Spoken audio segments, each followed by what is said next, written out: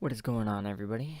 Welcome to another VOD review. I am, of course, your host, Jeff, and today we're looking at Houston Outlaws versus the Boston Uprising.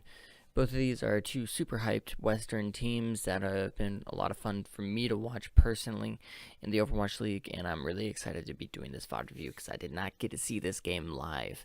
So, without further ado, let's just get right into it. So, we're on Eichenwald as the first map. Now, Boston Uprising is playing a fairly standard team comp for them. They have their basically normal dive comp with Dream Casper just fitting in on the Pharah as opposed to the Genji that he would normally play. And they are on the defense. Now, Houston Outlaws is playing a bit of a different offense than what we'd normally see on the Eichenwald attack. So on Eichenwald attack, we usually see a Winston and Diva with a Pharah and possibly a Tracer or like a Junkrat. However, Houston Outlaws is going for the double hit scan, and they have the Orisa instead of a Winston. Now, what they want to do with this kind of team composition is play around the big spire in the middle of the point and force Dream Casper away from his tanks and basically just completely nullify him and stop him from dealing any pressure. So right away, Muma places down the shield, and we see Jake kinda looking for some, to find out where everyone on Boston is positioned. And what you see right here, which I think is really smart, is they are playing around this big old building right here. And what that does is it cuts out the sight lines for Dream Casper, so we can't just freely spam without flying into this open space, like this big wide open space here where he won't have any cover. Because normally Pharahs want to use this big building as their bedrock, their foundation for how they lay out pressure. They fly around, they're spamming rockets. But with Houston Outlaws playing so close to the spire, it makes it really hard for Dream Casper to harass without putting himself in a bad position. And you can see that, well, that's a huge pick right there. Wow. Linkser immediately takes out Neko, and I don't know how that happens, but that's huge. And then as soon as that, I don't know why Note flies in there. I'm confused. That seems like a very, very late, because so Neko's dead and Note's getting super damaged out, and he flies onto the point. And where is Winston? Where's Gamsu? Without Gamsu, Note just dies instantly because he's got Discord on him. So that's easy. And I mean, Striker takes out Rockets. That's big. But without, that was just such an awkward take. Because I don't know where Gamsu. So Note and Gamsu weren't together. I think what Gamsu was trying to do was he was trying to do that flank that he normally does on Eichenwald, where he just pops out of the sky, and he's like positioned super far back. Like normally Gamsu would position like back here, and then jump all the way over and in. And I they might have been trying to do something like that, but because Houston was positioned around the spire, they weren't able to get Gamsu into a good spot quick enough, and so Note just went into contest. But I still don't understand. Anyways, moving on to this next point. We have Houston Outlaws grouping up down here. So if we look at the hero picks now, Jake has swapped off the Soldier onto the Tracer, which makes sense. I am a little confused by this because with all of the verticality of Eichenwald's second point, one would think they'd want to go with something with a little bit more vertical mobility, maybe a Junkrat, maybe a Genji. I don't know if Jake actually can play Genji, but a Junkrat certainly wouldn't be too bad. It would not go amiss at all in this team comp, especially because they have these two dive tanks that really would struggle with Junkrat, and it gives them a lot more appeal for Linkser on the McCree, allows them to have a lot more room and space. What I assume they want to do is they want to harass Neko and Kellex with the Tracer, but I'm not sure if that's really what's necessary for this team comp to work out. Ultimately, what they'll be trying to do is they'll be trying to use Cool Matt and Jake to take control of this kind of high ground area and force Boston to set up on the low ground, because where they want Boston to set up is around right here, because that means they're completely safe from getting jumped on. Because if Like, the danger for Houston Outlaws composition is if Gamsu is here and like Note's here, they can just drop onto the point, do damage, and then whenever Linkster spends his cooldown to get away, they can just chase with the charge or the leap or whatever, because they still have their movement abilities. Whereas if the tanks are forced to set up on the low ground, they have to use their movement cooldowns just to close the gap. Anyways, with that being said, what Boston is likely looking to do right now is they're trying to find a team fight right away, because when you're on Eichenwald's second point, you always want to force a team fight right here. And so what Linkster is actually doing here is really smart, because he's positioning so far back. It's going to be really hard for Boston Uprising to really pressure him at all, and since there's no peel coming out from a Junkrat, all they really have is Cool Mat to peel for Linkster. He has to play a lot more careful, and so he's doing that right now. They won't be able to dive him. He's really safe, and so... Well, Neko takes out Raucous. That's huge. But the res comes out, and they... Oh, that's huge. So, basically, what happens is... So, Neko gets taken out. Bonnie goes in immediately for the res, and this is Note. So, watch how Note charges in. He uses his movement ability, but the res has already been gotten off. There's no point now. Dreamcasper's right here. They're all trying to focus out, trying to bring it in, but that's too late. The Discord comes in, and with that, that's huge. There's no pressure onto Linkster. He's just free to shoot shots into the team of Boston, and there's no... I mean, there's really nothing they can do at this point, because the Discords are coming out. They have no more movement abilities to punish Linkster, so Linkster can just walk forward with zero fear, especially because he's got the Mercy pocketing him right now.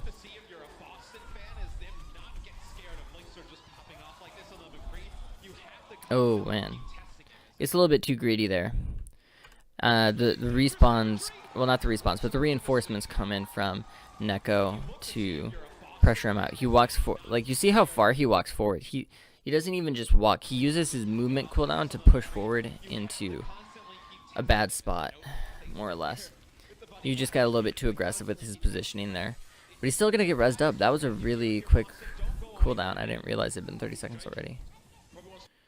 Alright, so Kelix and Bonnie both commit their Valkyries into this team fight.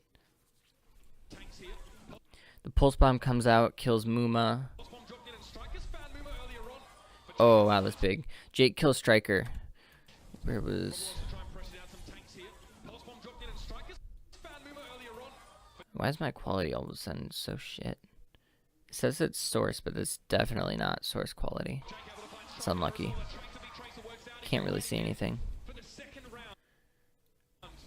But wow, look at that. So nice, the Deadeye kill. Wow. So hard to spectate a Tracer. Okay, so they commit the Transcendence as well. Boston has already gone in with that. But Raucous still has it, so at this point, going into the next team fight... Oh, shoot. I don't know. It's still going on. Wow. Wait, what happened to... Oh! No, no. Oh, no. Look at that. Alright. He's dancing right there. He must have hit his emote or something. That's so unlucky. Oh, that just cost him big time. I'm not sure if Note really needs to use the self-destruct here, because he's going to get demeched right away. But it does give them stall time. But at the same... They're still waiting for Note to respawn. So they're going to start this fight without Note, most likely. Okay. Coming in, so before this fight begins, let's just take a look at the ultimates. Raucous has Transcendence. Dreamcasper has Genji ulti. Boston is for sure going to dive on Raucous, because they have to know this is up. He hasn't used it at all as far as I can tell. So they have to know this is up, which means that their win condition for this team fight is jumping on Raucous. If either they kill him or they force out Transcendence. If they force out Transcendence, they disengage, pull back. As soon as it's done, they pop their Genji Blade, go in, kill it, clean up. If he doesn't pop it, they kill him, they clean up the rest of the fight, they get their dash reset for Dreamcasper and keep going. So watch as they're coming in. Dreamcasper and the tanks coming on different sides. Striker's on this huge flank. When did that happen? When did Striker come out? Okay. I must have missed it a long time ago. Where is he coming from? Because how did he get there? Okay, so there's Striker. He goes around. He's going on a long flank. And I don't think anyone really saw it. Maybe Linkster saw it. They would have had... No, yeah, they definitely saw it. So that's big, though. Because that means that Linkster's got to be looking to the side. He can't just be free focusing onto Dream Casper or onto these guys. He has to like, you know, turn around, check his corners, make sure that Striker's not coming back onto him. The tanks are holding very, very carefully from the side. They're going to charge in into the last second. Boom, right. They're contesting the payload. Striker's in the back line. There's no boost from Note, so it's going to be really hard to get this backline access. They're going to have to rely on a big leap. Okay, so Gamsu leaps in right away. Nice dodge out. That's a sick dodge. So basically, Linkster's looking for Striker. He knows he's coming in. He flashed, but... Ooh, Striker dodges it. That's sick. Right. Oh, they do get... So they get Raucous right away. He was positioned... Wait. When was Cool Matt demacked? Okay, Cool Matt's been demacked this entire time. Okay. I didn't realize that. So that's actually big. So that's a huge reason why they were able to kill Raucous so easily. Is that Cool Matt doesn't have his mech, so he wasn't able to peel at all for Raucous. So they decided... And because of that, basically, that's the reason they don't pop Transcendence right here. I'm fairly sure. I mean, there's a possibility that they knew that Dream Casper was just waiting in for Genji Ultimate. But honestly, if Cool Matt was mech'd, I'm pretty sure they would have just popped Transcendence and tried to punish Gamsu. But because Cool Matt was demech'd, they aren't able. They really have no way to punish Gamsu here. Even if they do pop the Transcendence, there's no point in using it. Which is a little unlucky for Boston Uprising, but they win the fight cleanly. Because really, they do want to try and force that Transcendence as much as possible.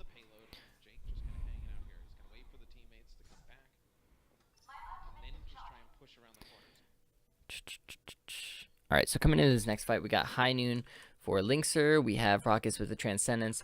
And we got the Pulse Bomb coming... the Pulse Bomb up for Striker. Pulse Bomb coming up for Jake. Bonnie's going to be coming up on his Valkyrie pretty soon, and... Both the support ultimates for Boston are charging, but they will probably be up in one team fight. What this means is, with the cart so close, basically Houston Outlaws wants to try and push. I don't actually know how Houston really wants to approach this. They swapped off the Orisa, they're now on the Winston. I think that's very logical at this point of the stage. With such long stretches of space, it's really good to have a mobile tank. Jake is on the hunt. Oh, they almost get they do get Kellex. So that was really nice. I don't know how he got taken so low. So Jake was on the... Okay, so Jake goes for Neko first. Swaps over to Kellex, who I think got taken low by Cool Matt and then finished off by Muma. Very nice approach, very nice.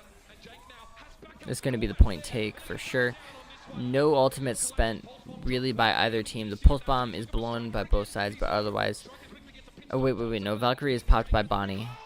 And they only use one res. They probably didn't even need that. Right, so coming into this next fight, I think the important thing to watch is this Transcendence from Raucous. How he uses is going to be important, because Dream Casper has been holding on to his Genji ultimate for so long. It's going to be really important to see what happens.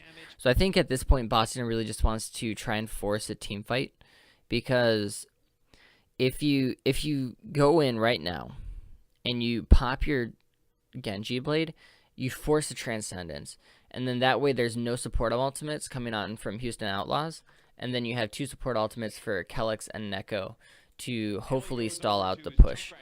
You probably don't win this next team fight. They have a Junkrat and they have a Transcendence. You conceivably can win it if you come out with a big, massive play, but most likely you trade pretty evenly, maybe get one kill or two, and then you just back off and play with you. So yeah, they pop the Yeah, so Genji pops the blade, and then Transcendence comes out, and wow, that is actually devastating. Oh, that's a sick shot. Okay, so the respawns are going to be coming in. They do have both support ultimates because they saved them, and there's no support ultimates coming out from Houston Outlaws. So if they can get someone on the point, oh, okay, they do. They get the contest. Striker goes down though. The resurrect will come in though, because they do have the Valkyrie. They pop the Valk, and as soon as that second res comes out, they pop the Transcendence to keep everyone healthy. That's really smart. Okay, that's an easy team fight win. Easy team fight. Alright, so coming into the next team fight, Cool Matt's got his self-destruct. There's no really great ultimates. They're really waiting for this Junkrat Riptire. That's going to be their big opening. The reason is that with so many corners and curves, it's really hard to get a nice self-destruct. It's really hard to get a nice high noon. Other than that, you're really just looking to find a pick with Junkrat. You just pressure them back and back and back. You force them into a corner, and then you really just hope they make a mistake. Because the problem with this roster, so the problem with Houston Outlaws team composition as it is there's very little playmaking potential they can do outside of Riptire. They can't force a pick to happen. They just have to wait for Boston Uprising to make a mistake. We know that Boston Uprising doesn't make mistakes. We also know that Boston Uprising has a lot of playmaking potential right here. A Genji and a Tracer as hypermobile heroes, they have the ability to create picks. So what Houston Outlaws is looking for is they're basically saying, like, we know you're going to dive us. When you dive us, we're going to kill you. We're going to insta-give you. And they're really relying on Linkser being in a really good position to get a nice flashbang, or Jake to get a really good double tire off. Alright, the Riptire's coming in. Oh, that's big, that's big. Okay, tanks are down, tanks are down.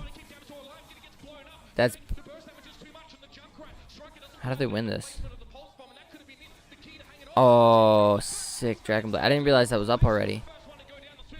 But there's no Transcendence to counter that out. So we can do it. Oh, that's so important from Kellex. Okay, so. Going back. We went a little bit too far. Right. So right here. Flashbang. But he gets healed through the right clicks. There's no follow-up. He stays alive. That's so big. If they kill Dream Casper there, the tanks are coming in, but then there's no DPS coming back. And Linkser would still be up. It's really important. That communication between your tanks and your supports and your DPS is really important. And the other thing is that Linkser and Junkrat don't have very high ability to punish a Mercy that's flying around, because you literally just have either the concussion mine to disrupt, or you have a flashbang. And he had used the flashbang, like Linkser had used the flashbang on Dreamcasper, so there's no way to punish Kellex for going in and healing. Alright, going into this next fight, we do have the Transcendence available from Raucus, but they already burned the Valkyrie, and so that means there's another double support ultimate coming up from Boston Uprising. There's only 39 seconds left. There's not going to be enough time for Bonnie to generate a new ultimate. So basically, at this point, it's going to be really hard for Houston to win this team fight. They need to get a Riptire up, and they need to take out someone, because Dreamcasper's already got a new blade to use. So that's the next big playmaking ability that's coming up right now. They might just use it to force out Transcendence. Right, see right there. Boom. Oh, and he still finds two. Oh, that's it. That's game. Or not game, but that's the round. They've popped the Transcendence to counter the blade, because so Boston did what they did before. They popped the Dragon Blade to force out the Transcendence, and then they have the double support ultimate in the back pocket, right? But he still got 2 kills in the Dragon.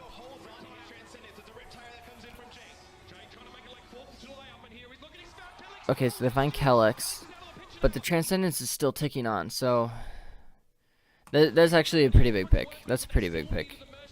Let's see. Self-destruct. Oof. Oof. Did you see that? Oh, Bonnie was so close. He was around the corner, but he wasn't far enough around the corner. So that's huge. Kumak goes down, and then that's GG Reno. That is so unlucky for Houston.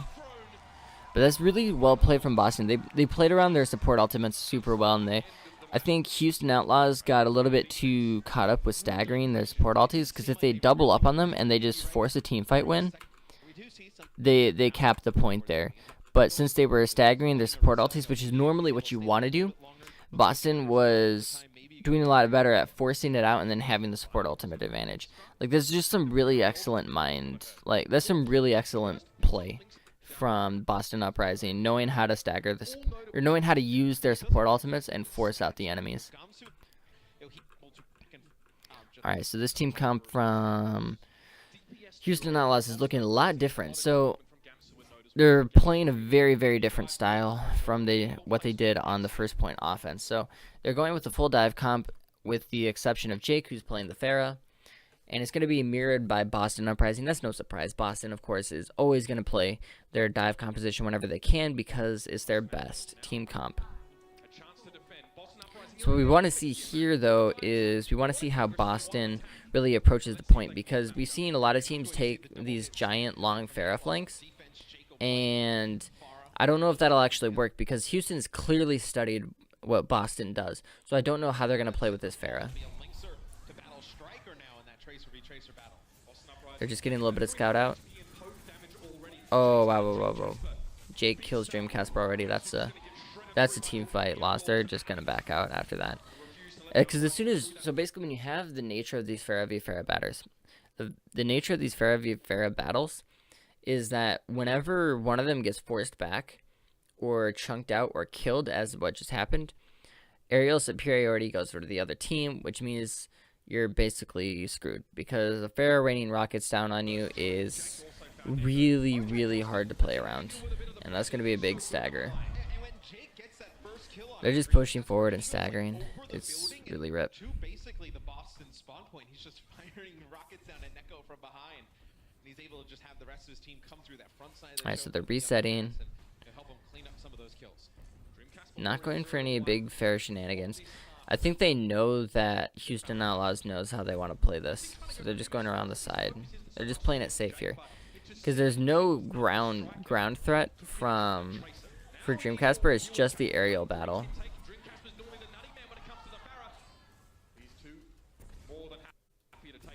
We just really want to watch this ground battle, see what happens. Muma's dead. That's big. So what happens here is basically Dreamcasper is playing around this little building right here to kind of alleviate some of the pressure coming from Jake. Now Jake uses his blast right there so he can put more pressure onto Dreamcasper, but he's not hitting his shots. And basically while that's happening, Dreamcasper is layering shots down onto Muma, makes it really easy for his tanks to take him down, and after that they're just cleaning up.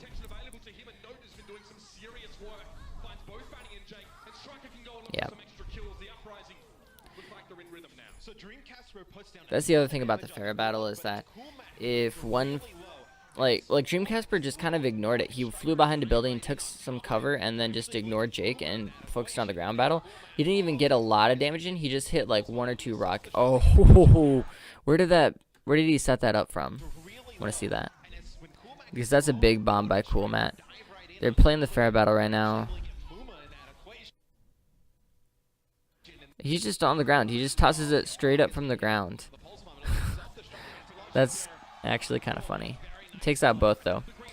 As soon as that happens, though, they're going to push in, because, again, as a defender, you always want to take control of this area right here, because if you can do that, you waste a lot of time, and then if you do, it's not if, but when you lose the battle right here, when you lose this team fight, you can reset and take another fight before they've even pushed halfway through the point. So there's literally no reason to there's no reason to not play this, this aggressively, because it's basically free.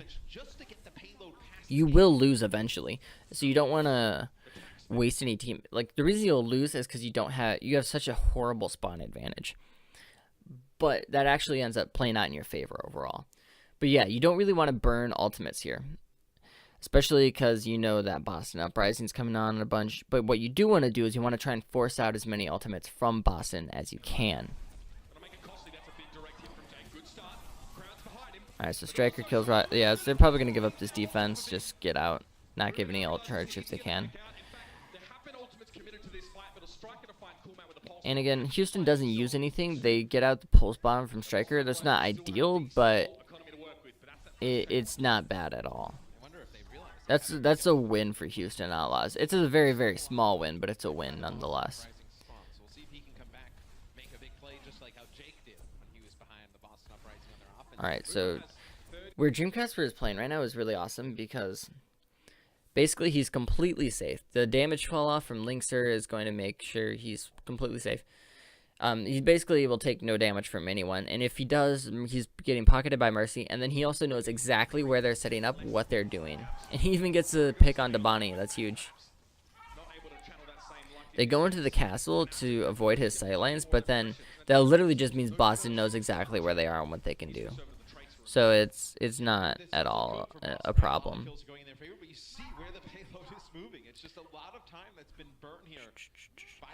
Question is, how is Houston going to respond to this fair positioning?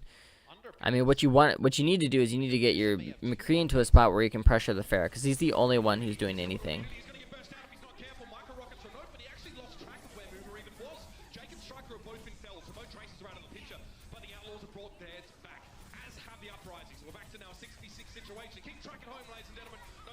Oof, oof.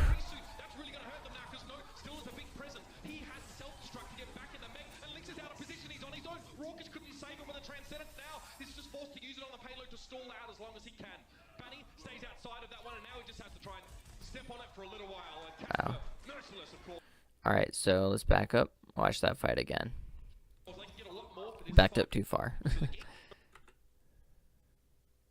Oh, goodness.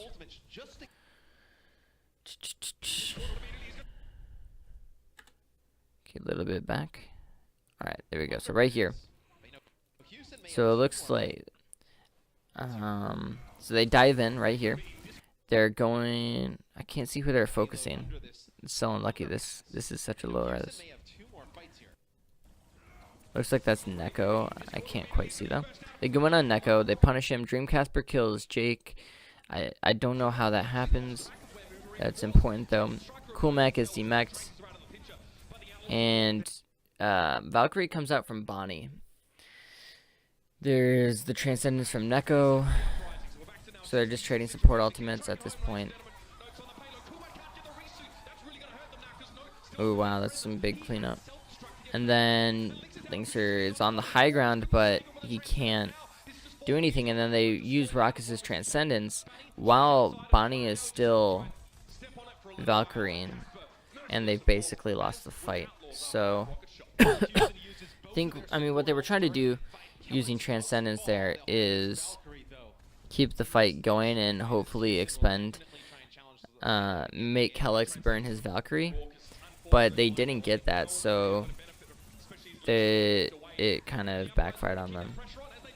Oof, that was so close. And anyway, so Kellex is going to use his ultimate right now just to keep them all alive while they're going. There's no support ultimates coming from Houston Outlaws, so unless they get a miraculous Pulse Bomb, there's nothing that's going to happen. The Pulse Bomb does come out from Jake, but it doesn't hit anyone. So it doesn't really matter at this point what happens. It's going to be a point take. So going into this next fight, we know that Linkser's going to have his High Noon. This corridor is really bad, so what they need to use the High Noon for is, they're just going to use it in any team fight, really. It doesn't matter when they use it, because they're not going to make any big plays off of it.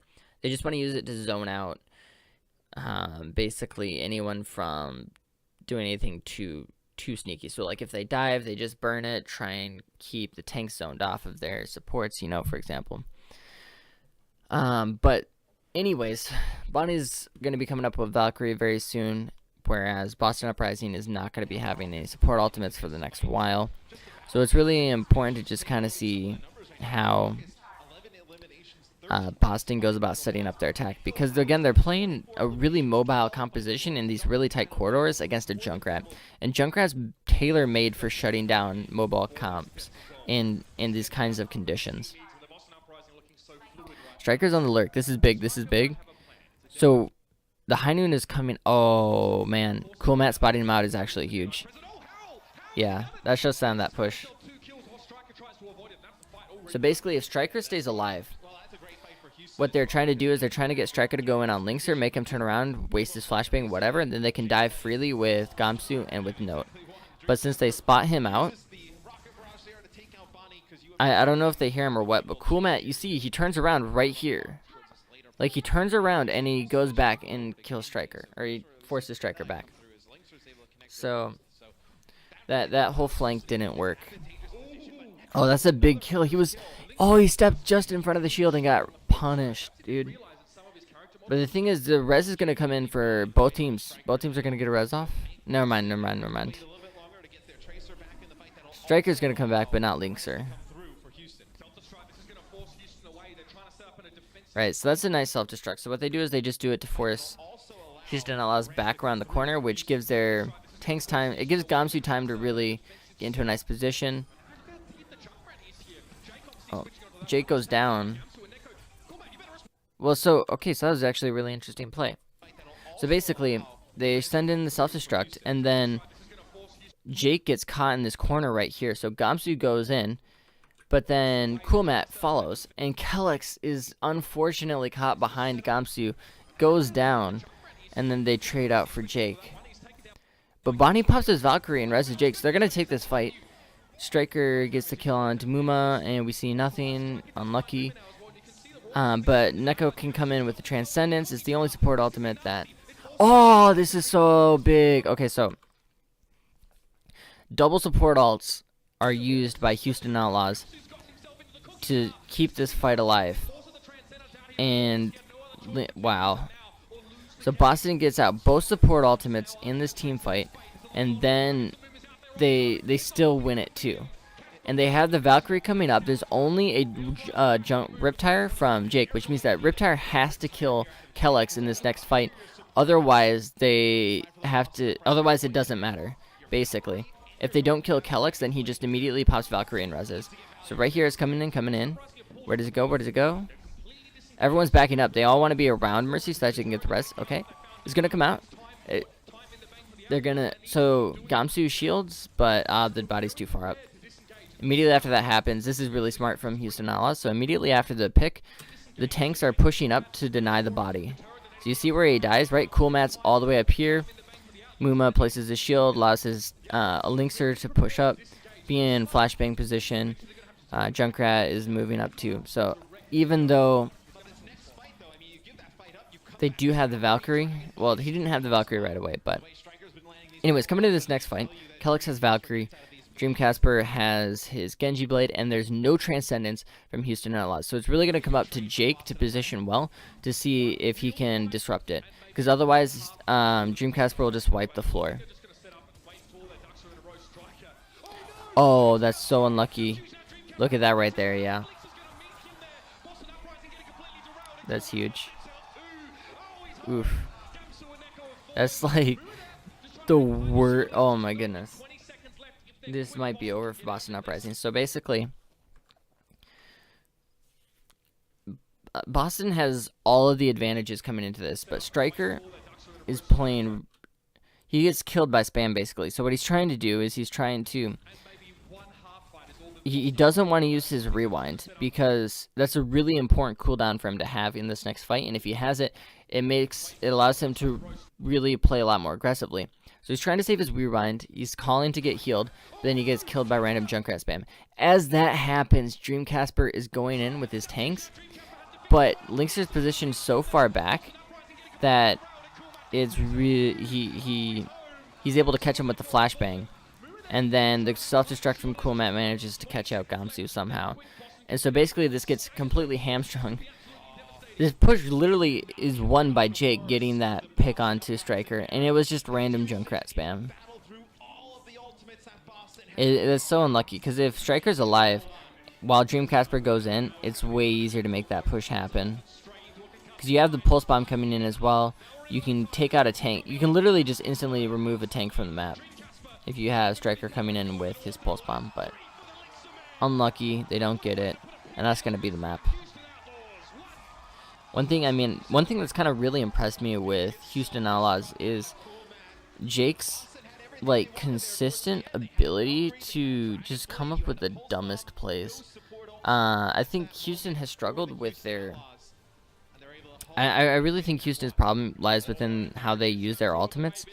And I think that's how Boston wins this game, is by winning the like the meta game, I guess, like the game between the support ultimates. That's how they can win. But just in terms of individual plays, like Linkser and like Jake have been super clutch in this series, or well, in that map in particular. So let's just skip on to the next map. You know, they end up winning the contenders, no European finals, and I feel like he just kind of leveled. Oh, skipping ahead, skipping ahead. Okay, so it's Temple of Anubis. I'm only gonna do one more map. I don't want to do the rest of this series so far. Well, Symmetra's not very effective on attack. Okay. I know you don't, especially on Temple of Anubis. Maybe a payload, you could make some use of those turrets. Not really here, as Houston will be on offense first. Mumo goes back. So Boston's playing their normal team comp where they have the full dive. They literally never play Orisa. I don't know if Gamzu just is bad at it or if they just don't know how to play that kind of style as a team very well. But Boston never plays Orisa, and that's really unlucky on Temple of Anubis because Orisa and Widowmaker is so good, especially when you have a Widow like Dreamcasper who's actually really powerful and can bully other players. They're kind of going to be giving up a little bit of an advantage because they won't be able to defend this first point as well as they could if they were able to play the Orisa. And again, don't know why they don't play it, but they just don't. So coming in, this is a really spread defense from Boston Uprising. They're playing at a lot of different angles, and so what they're going to do is they're going to basically just try and have Striker come in from the back line, and whew, that was a quick elimination. Yeah, so the crux of this is always going to be eliminating the Zenyatta, because the Zenyatta is really important. He has the Discord, and he has the Harmony Orb, which allows your basically your Tracer to run wild. I don't see where how Neko dies there, but the dive from is super clean, except for that. And I think that happens because Cool Matt's a god. So if we watch this one more time, Raucus dies, and then how does Dreamcatcher get stuck there? I'm actually kind of really confused. Because did he just jump back there, and then I can't actually see what's going on because the movement's way too confusing. Dreamcatcher gets stuck though. He just gets randomly stuck back there. It looked initially like Cool Matt just trapped him, but it wasn't Cool Matt. I don't know what happened there. Anyways, after that, so the spawn advantage is obviously in Houston's favor right here. So as soon as they get a pick on any kind of pick, if it's even, they go on point because they win. So Muma's pressuring, he's just sitting on point. Because what Boston wants to do is they want to not engage Houston at all while they're down a player. Because if they lose any more, the spawn advantage is, again, always in favor of Houston Outlaws. They're always going to get reinforced before that happens. So when it's even like this, Boston has to play a lot more passively. They have to stand off point, which means Houston can get a free tick just by literally plopping themselves down on point and, trying to punish anyone who tries to contest them. You can see Striker's not going on point right now because if he does, Cool Matt's literally ready to go in right away. And they get almost a free tick. They're going to walk back onto point here. It's probably going to get... Oh, no, they just get a free tick. Yeah. And as soon as Boston tries to come in, they're punished because Houston has the positional advantage. And they're, again... Like, when you have the spawn advantage, you can play with a lot of big balls, And if the enemy tries to contest you, you're just like, hey, I don't care if I die. If we trade evenly, I don't care.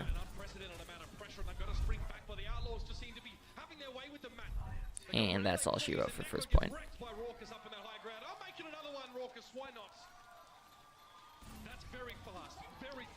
Kelix already has his Valkyrie, though. That's actually huge. Kelix Striker. Dreamcasper spots to the Junkrat right away. And that's a really smart pick because he wasn't close to coming up with his Genji ultimate, and even if he did, Ruckus already has his Transcendence. So basically, as long as he's not with his ultimate, as long as he doesn't have his Dragon Blade, he's not going to be doing as much as a Junkrat, because Junkrat really shuts down the flanks. He makes it hard for tracers to find an entry onto the point, and he can just deny so much space to the enemy tanks. Oh, that's huge. So what happens there is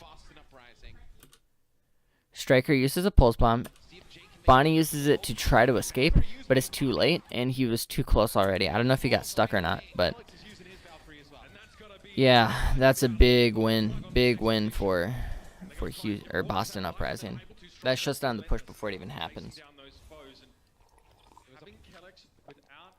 Because they actually just literally popped Valkyrie right after, Houston just disengaged without trying to get any more kills.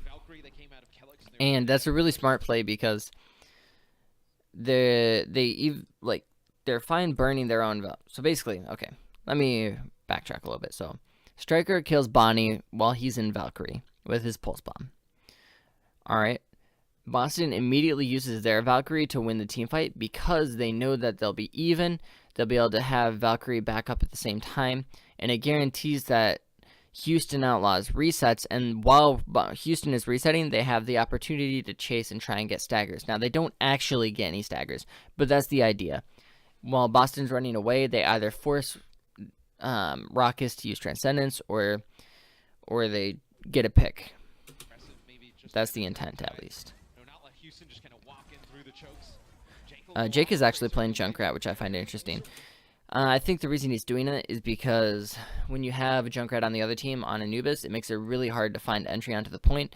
Makes it really hard to find flanks. They can be shut down so easily by Junkrat spam and zone denial.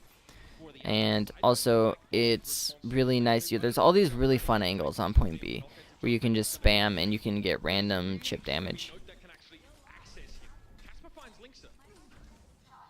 No ults burned yet. That's just big plays.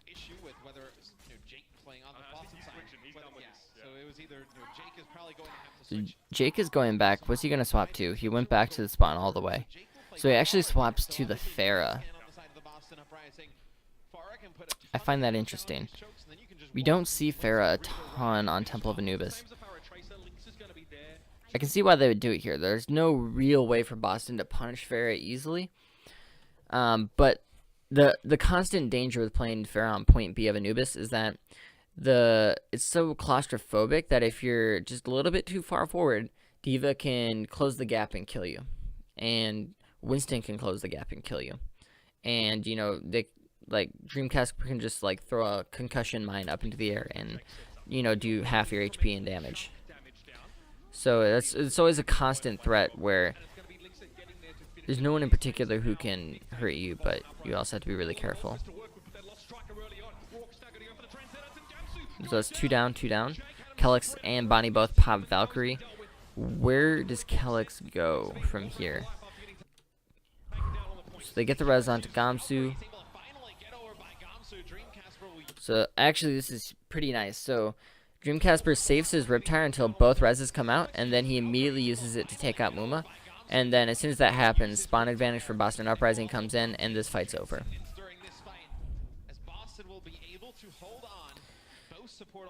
So very nice. This is a really smart heads-up play from Boston, holding on to, well, specifically from Dreamcasper.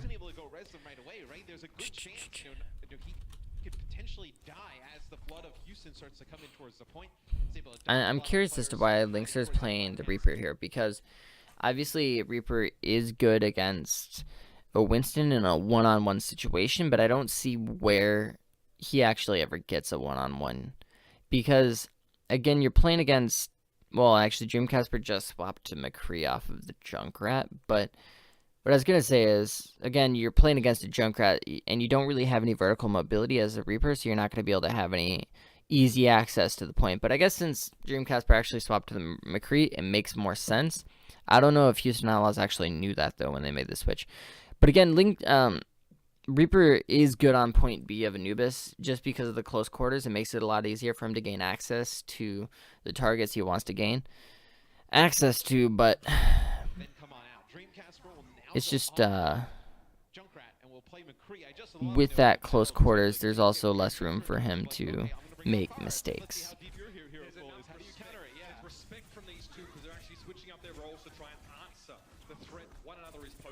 This is good Overwatch. This is that cerebral Overwatch that we don't always get to see. Striker's got a pulse bomb, though we'd be looking for something big, but Jake just drops in front of him and wards him. Oh, that's not good. Linkser gets caught out. Combined pressure of Striker and Casper. You see, as soon as they're getting picks, they're pushing in. It's really clinical. And I really like what this clip right here is, because it shows where, so Linkser goes from one side of the map to the other side of the map, and this entire time, Boston Uprising has eyes on him, and they're pressuring him. Like, Striker is like, oh, he's going this side, and Dreamcasper's right there shooting at him with the McCree, and they're just literally focusing down one player on Boston Uprising. And then as soon as they're dead, it's over. You know, they keep pushing as hard as they can to get these staggers. Relatively uncontested. It was a really good patient push. And they have not been able to kind of crack the code of the Boston Uprising to get in towards point B. Now, they've tried, whether it's Junkrat Genji, they've tried. Alright, again, Valkyrie's coming up for Kellex. We got almost 4 support ultis up on the board, which means that how the offense players, which use their ultis, is going to be really important. So Jake, we might see him use Barrage just to try and force out the Transcendence from Neko and then get rezzed immediately by Bonnie. That would actually be a really smart play, especially because Linkser is going to be coming up on his ulti very soon, and they want to make sure that Transcendence is down coming into the next fight, so that Linkser is able to use his ult. Sorry, I can't talk. Anyways, basically, Houston Outlaws, their only goal is to force out Transcendence. That's all they care about right now. Oh my goodness. How does Dreamcasper kill Raucus? Where does that? Did you see where he was positioned at? Do you see where Raucus was? Okay. Raucus is right here. There's like a tank and a tank. How does Raucus die there? There's a Mercy standing right next to him. Look at his... Oh, sorry. I was looking at the wrong Zenyatta. Look at Raucus's health. It's just like... Pop, pop, pop. That was so quick. Okay. I want to watch this one more time because I think I see what happens. So, Cool Matt is using his defense matrix right after this. So, yeah, right here, defense matrix. As soon as that goes down, boom, it's down, it's down, it's down. Pop, pop, pop. Well, not pop, pop, pop. It happens a second later. Sorry. It's just so clinical. That's just a really good play by Dreamcasper. He's just taking advantage of the smallest window of opportunity.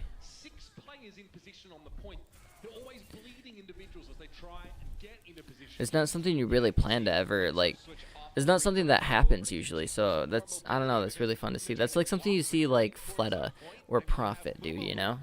His Winston bubble, Cool Matt with defense matrix, but if Dreamcasper spots him, he's just able to just poke shots from a distance, just put a ton of damage down, and then Gamsu and Striker just come and finish those kills up. So alright, again, coming into this next fight.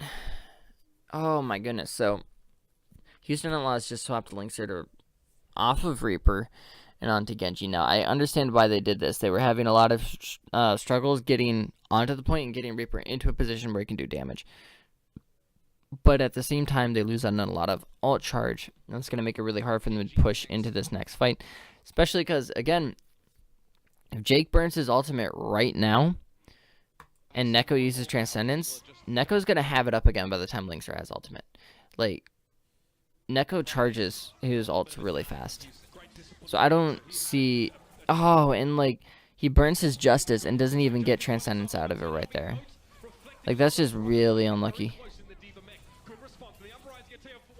This is... There's one ultimate been burned from Boston Uprising this entire time. Which means that, again, double support ultimates are... There's 4 support... 4 support ultis up right now. But the problem is, the onus is on Houston Outlaws to burn Boston's first. Because if they don't burn Houston or Boston's, if Houston does not burn Boston Uprising support ultimates, Boston has the spawn advantage. There's no way they can push on to this point without the support ultimates down. And they only have 2 minutes left to work with, which means they have to burn the ultimates now. They can't wait any longer, which means that Linkser is going to have to charge this Genji ultimate up, because that's the only way they can reliably burn a Transcendence. And even then, they still have to contend with the Valkyrie, and they have to save this Transcendence. Otherwise, they're not going to have any kind of purchase onto this point come overtime. And Linkser dies. So, this is so awful for Houston Outlaws. So basically, Linkser gets killed by Neko, and Bonnie pops Valkyrie to deal with it. And Houston's forced into this because there's 2 minutes left. They don't have time to mess around anymore. They have to start getting something out of Boston Uprising. And is like, actually, Kellex pops his Valkyrie. I'm kind of interested as to why he pops it. Is he in danger or something? I want to see when Kellex actually pops it immediately. I want to look at his HP first.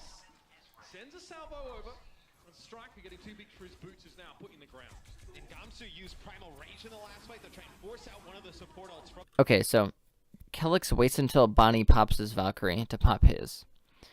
And as soon as that happens, I think this was actually not necessary, but they popped it to be safe. So I think here's the thought process going on in Kellex's mind right now. Striker was killed, and he respawned, but he's going to be coming back to the point. So he's not there yet. Obviously, it doesn't take very long for Striker to get back, because he's a tracer, and the point's like right here, and spawns like right there. Anyways, he pops it to be safe, because he knows that they're temporarily down a person, and Bonnie's going to get the res off immediately.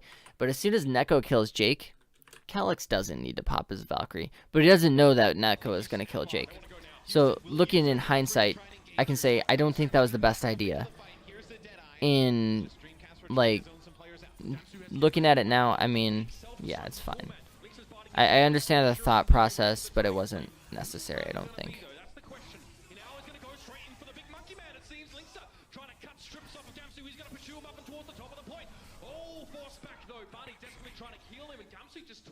That was a good counter by Gamsu, actually. So what, I mean, Linkser literally just tries to kill Gamsu with his Dragon Blade, but Gamsu gets away, and then he's completely safe, and the fight's cleaned up. So, again, let's watch this fight in its entirety. So, Kellex reses Gamsu, who had died to the self-destruct. Linkser comes up with his Dragon Blade right here, and goes to try and kill. So Ruckus pops Trans first. As soon as his Dragon Blade is drawn out, Neko pops Transcendence to keep his team healthy, and saves Gamsu. And after that happens, Linkser has to back out, get healed.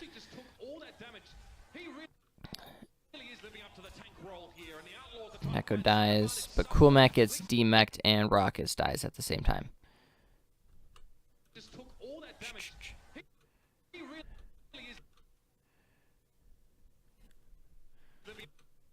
What is going on here? It looks like Bonnie is not healing Ruckus as he dies. Because Bonnie is in the back here. We know he's like all the way back behind Linkser. The tanks of Note, so Note and Gamsu are going to turn their focus this way in just a second. So we see Note charges in. Gamsu's right here.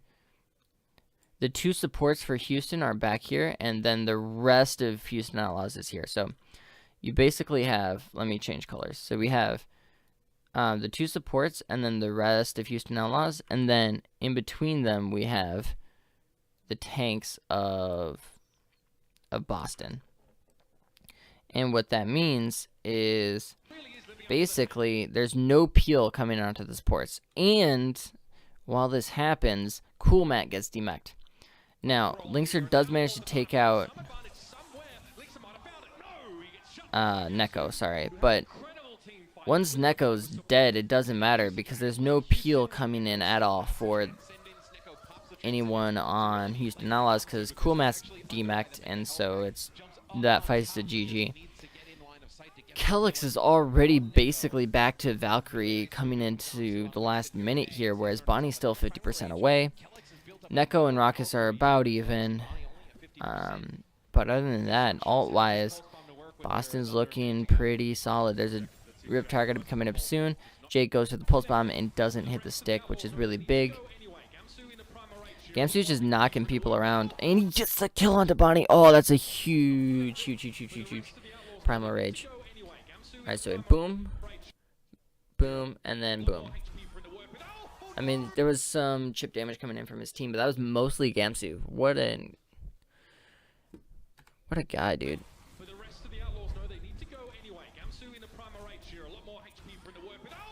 Cool Mac gets demeched.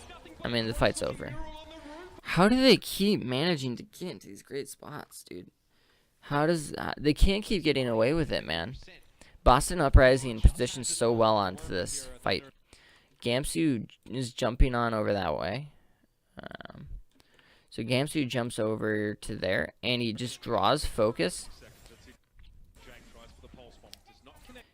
And while he's, like, he has the Primal Rage, so he's fine doing that too. So they spend, Cool Matt spends his cooldowns to try and kill Gamsu, who pops the Primal Rage. As soon as Cool Matt's cooldowns are down, that was a weird sentence to say, Cool Matt's cooldowns. As soon as his cooldowns are down,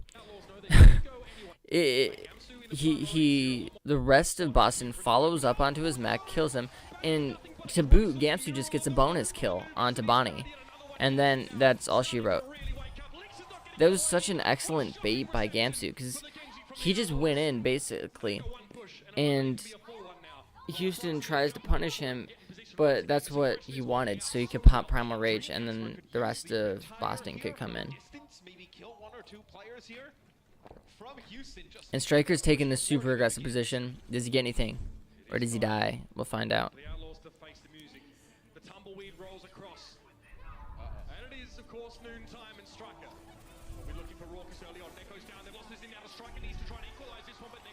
Riptire, we don't see anything that happens in the fight right there.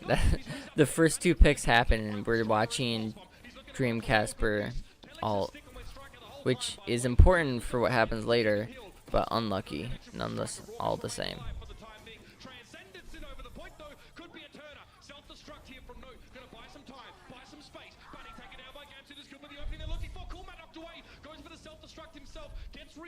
Still only on the first round, dude.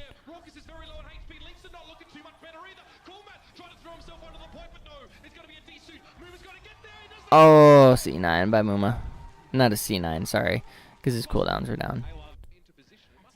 Anyways, so going into that, the Boston Uprising defense was just so good. So good, because the way they were using Gamsu and Note together to just isolate and get picks was so smart.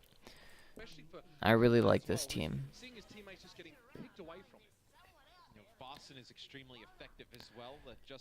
They only need to get, Boston only needs to get one tick to win.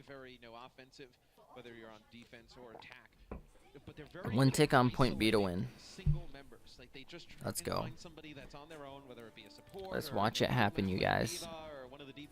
As soon as they realize that player is alone and they have no escapability, they jump right away. The timing's always there.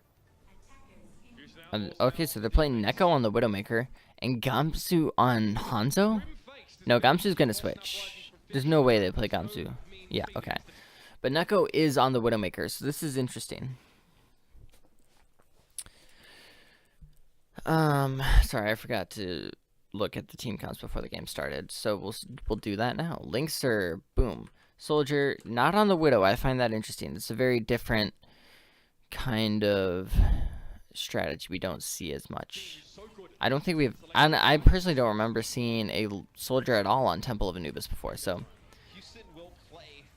And they'll see right now that there's nothing there. So Neko is going to swap to...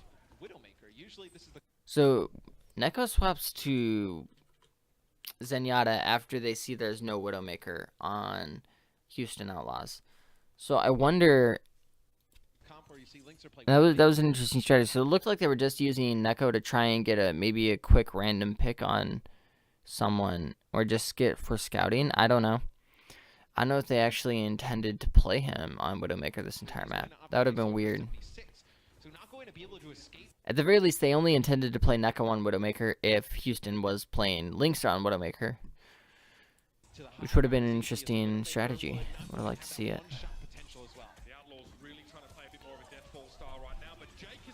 That was a really long flank. Oh.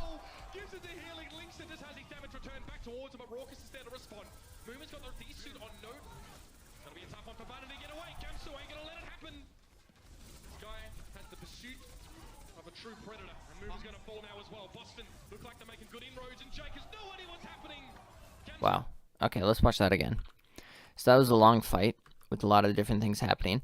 But again, as we want to remember, Boston has the spawn advantage. So if they ever get a kill, they can just keep pressuring, and hopefully, even if they are trading evenly, they will end up on top because of their spawn advantage. So right here, Gamsu jumps in right away, and Neko gets a kill onto Jake. So Boston is free to pressure as much as they want. They really don't care if they lose one member, because again, they have the spawn advantage. So Gamsu goes in, blows his cooldowns to get the pick, and all the way over here, there's another fight going on with Coolmat. So it's kind of schizophrenic. I can't really see what's going on. They get the res onto Jake. They needed to get that res onto Jake, actually. So that's a big res. They aren't able to punish it because Note. So Boston is not able to punish Bonnie there because Note had already used his cooldowns. And so normally what you try to do is you try to use D.Va to bonk the Mercy while she's rezzing, because that'll interrupt it. But since Note had already blown his cooldowns, he wasn't able to bonk the Mercy.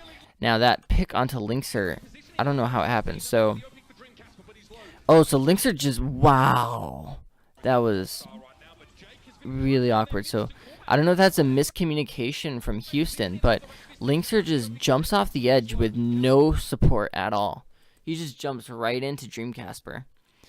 And Bonnie was not healing him. Coolmat was not defense matrixing him. So I think that just had to be a miscommunication. Linkser was probably like saying like, I want to go. And somehow, some way, he wasn't getting any protection. And there's no resurrect coming in anymore. So although they get 3 kills here, there's no more like really strong DPS, and the entire roster of Houston Outlaws is super weak. They're super low. They have no healing, and they have no spawn advantage. So it's just going to be a quick point A take for Boston Uprising. Of course, they only need 1 tick on point B, and that's going to put them in a great position to win. Kellex is at 90% for his Valkyrie. Neko's at 50% for his Transcendence. They can just push here, get the Valkyrie up. Maybe they can win on this first push, actually. Jake is going to be really close to having Riptire, though, because he did get a lot of damage in on that first fight. Riptire is really important here. So that pick right there from Raucus. So let's talk about that pick, actually. So Striker's really careful here to crouch, right? No one spots him out, but here's the thing. Every Tracer and their mother does this. So Raucus is just going to check this. So he charges up a right click, checks, spots him out, and then goes for it. That's just an angle that you check a lot as Zenyatta when you're at this level of play. So I just thought I'd point that out. He didn't know he was there. He just, was doing a little routine checkup and saw him, spotted him out, and killed him. Very excellent play by Raucus. Heads up. Knows how to play against a Tracer. But that will shut down the push from Boston Uprising. Actually, I'm kind of surprised that Striker fell for that. Like, normally you would like to see the Tracer hang back a little bit and wait.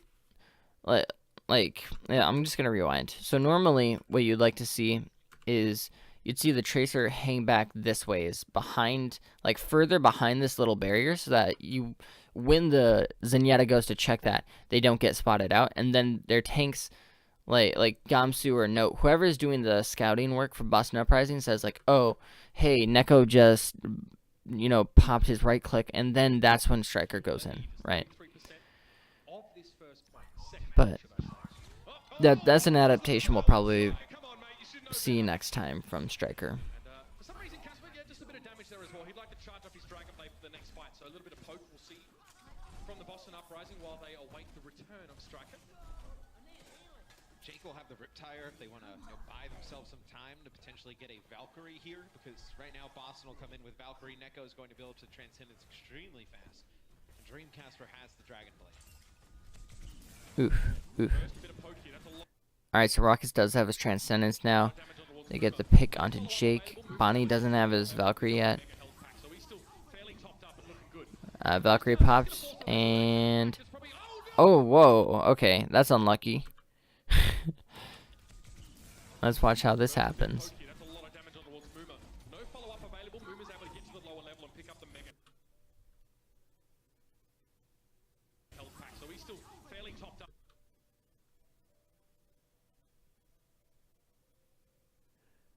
Alright.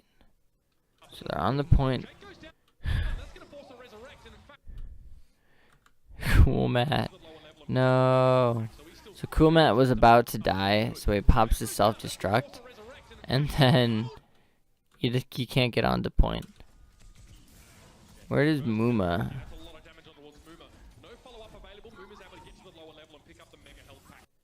Muma went to the lower, picked up the health pack. Oh no. Ah. That's so sad. Both the tanks were right in both the tanks were right in the mega health pack room with no, well, Cool Matt didn't have any HP, so Muma, and then where's Cool Matt's right here, so Cool Matt, Muma. They're both right there. No, sorry, that was Raucus. This is Cool Matt. Cool Matt, Muma. I'm dumb. Ugh, unlucky. That's just poor communication. That's a C9. That's a C9. We can call it. That's a C9. Alright, well, thank you guys for watching. I think that's going to be all I'm going to do for the night. I will be putting this up on YouTube, as always. I don't think I had anyone watch me, but that's okay. Yeah, I guess that's it. Thanks. Bye.